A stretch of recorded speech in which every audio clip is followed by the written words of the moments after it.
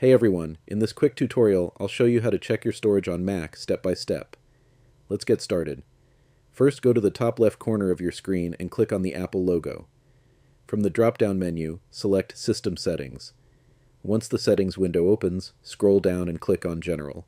Now, click on Storage. Here, you'll see a full breakdown of your Mac's storage.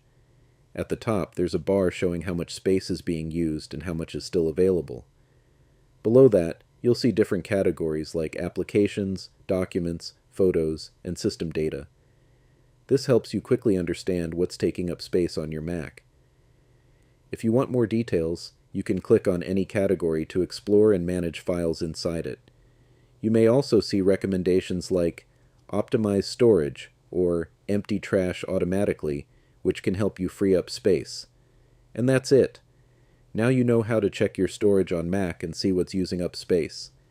If this video helped you, don't forget to like and subscribe for more simple and helpful Mac tutorials. Thanks for watching, and I'll see you in the next video.